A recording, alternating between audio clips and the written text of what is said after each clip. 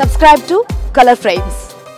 ఈ నెల 25 నుంచి టీమిండియా ఇంగ్లాండ్ జట్ల మధ్య టెస్ట్ సిరీస్ జరగనుంది. తొలి టెస్టుకు హైదరాబాద్లోని ఉప్పల్ స్టేడియం వేదికగా నిలవనుంది. రెండో టెస్టుకు విశాఖలోని ఏసీఏ మైదానం ఆతిథ్యమిస్తోంది. ఈ రెండు మ్యాచ్లకు హాజరు కాలేనని కోహ్లీ ఇప్పటికే బీసీసీఐకు సమాచారం ఇచ్చాడు.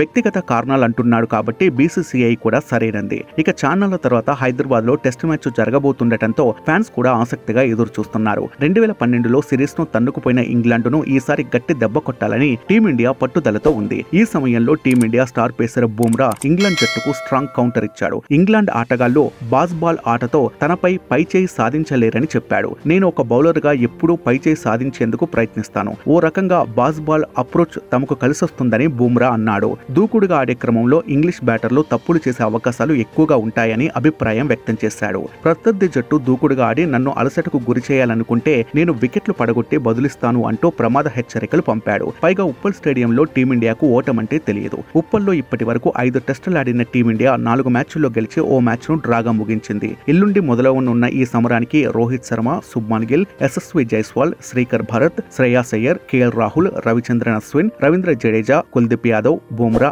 మహ్మద్ సిరాజ్లు ఎంపికయ్యారు. అయితే తొలి 2 టెస్టులకు దూరంగా ఉంటున్న కోహ్లీ స్థానాన్ని బీసీసీఐ భర్తీ చేసే పనిలో ఉంది. ఈ వీడియో మీకు నచ్చినట్లయితే ప్లీజ్ లైక్ చేయండి, షేర్ చేయండి, కామెంట్ చేయండి.